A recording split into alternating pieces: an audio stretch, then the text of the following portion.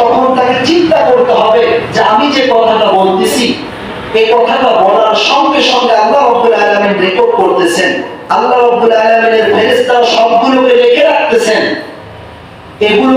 এগুলো বিষয় আবার আমাকে জিজ্ঞাসিত করা হবে, আমার হিসাব নেওয়া হবে।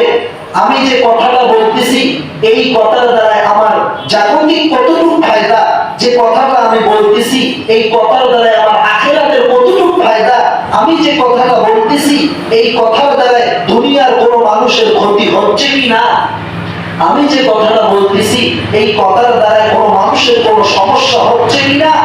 যদি কোনো মানুষের সমস্যা হয়, যদি কোনো মানুষের ক্ষতি হয়, আর ওই ব্যক্তি যদি আমাকে মাফ না করে, তাহলে কাল কঠিন কিয়ামতের দিন আমার আমলগুলো ওই ব্যক্তিকে দেওয়া হবে, ওই ব্যক্তির বড় আমলগুলো আমার ঘাড়ে চাপানো হবে।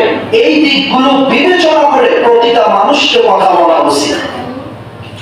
আপনি যতটুকুই কথা বলেন, যে কথাটাই বলেন, এই কথাটা বলার আগে আপনার এই দিকটা চিন্তা করতে হবে। কোন দিকটা?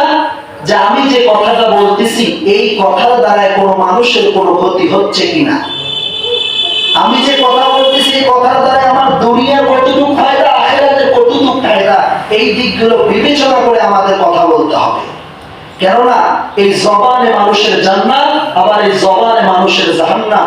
এই জন্য জবানের হেফাজত করতে হবে। আবু হুরায়রা রাদিয়াল্লাহু তাআলা আনহু হতে বর্ণিত, তিনি বলেন যে আল্লাহ রাসূল সাল্লাল্লাহু আলাইহি ওয়াসাল্লাম সাহাবায়ে কেরামকে জিজ্ঞাসা করলেন, হে সাহাবীরা, তোমরা কি জানো আমার উম্মতের মধ্যে দরিদ্র কোন ব্যক্তি?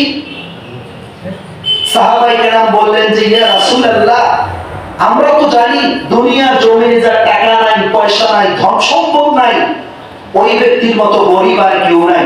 কিন্তু আল্লাহ রাসূল সাহাবীদের উত্তরে বললেন যে সাহাবীরা, না, আমার উম্মতের মধ্যে ওই ব্যক্তিগুলো আসলে গরিব নয়।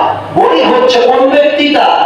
যে ব্যক্তিটা কাল কঠিন কিয়ামতের দিন পরকালের ময়দানে উহুদ পাহাড়ের মতো সমান নামাজ, রোজা,